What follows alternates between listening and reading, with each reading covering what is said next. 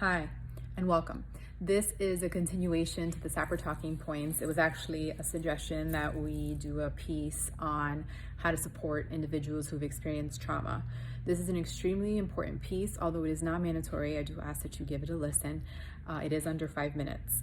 So, to begin, how do you actually support somebody who's experienced a trauma? So in the age of COVID-19, where there is loss, there's death, there's suicide, there is, unrelated to COVID-19, there is racial disparities being exposed every single day when you turn on the news. So how do you actually support individuals who are experiencing these events on a day-to-day basis? When I say experiencing these events, it's because when trauma happens, it doesn't only happen once. The individual relives the experience basically on a daily basis or whenever the individual is triggered. So what can you do as just a regular person with no mental health background? Hey, what do I do to support the individual that I know that's experienced trauma? So first I want to say you want to listen.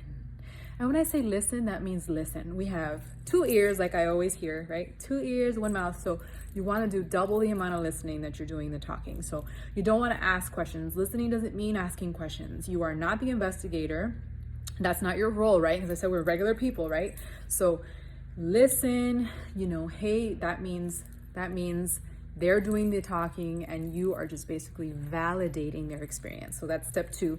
We want to validate the experience. So saying things like, I'm sorry that this happened to you.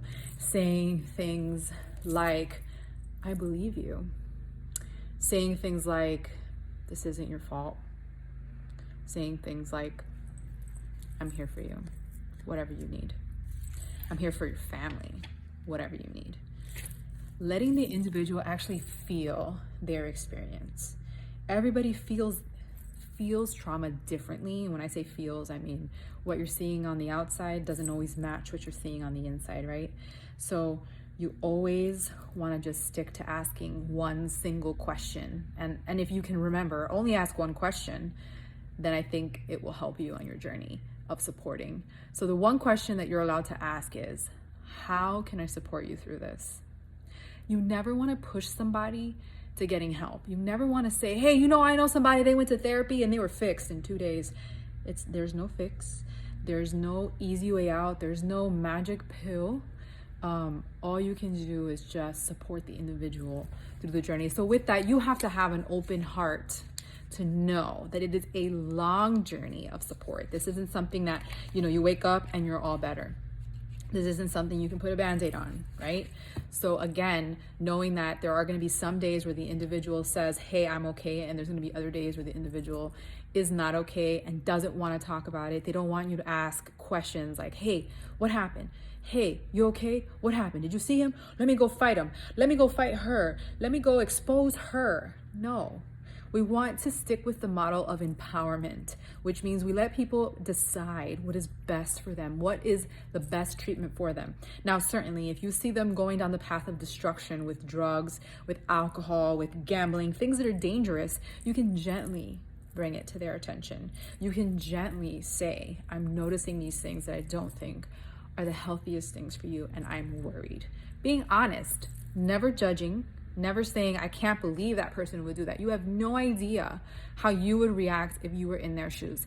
So with that, I want you to think about a time that you felt was very distressing for you. Maybe you don't necessarily classify it as trauma because all of us do not classify events the same and all of us do not process events the same. So what could have been traumatizing to you and very impactful to you could be less impactful or more impactful to someone else. So never bringing out your stories and saying, hey, I've been through worse. Not the time. Okay, so I want you to think about what was helpful for you. And usually what's the most helpful is comfort, being comforted, right?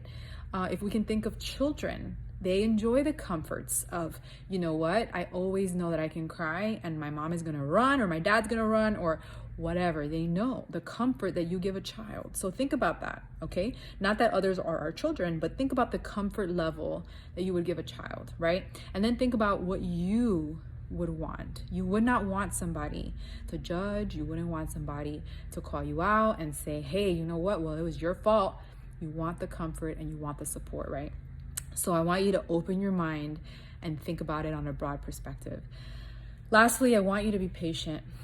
I want you to be patient, and I want you to take care of you, because the only way we can help others who've survived trauma is by practicing the best self-care that we know possible. Things like gardening, as you can see, my plant in the back next to Batman and Darth Vader. Gardening, yoga, lifting weights, running, going on the beach. Those are all healthy. Again, I like to use the word healthy ways of dealing with stress. So what are some of the ways that you all deal with stress? I'm really interested in knowing. So if you could please share that, I would be happy to hear. So that's it for my talk. I did say under 5 minutes, but it's about 5:30. So anyway, thank you for your time and thank you for listening. Bye.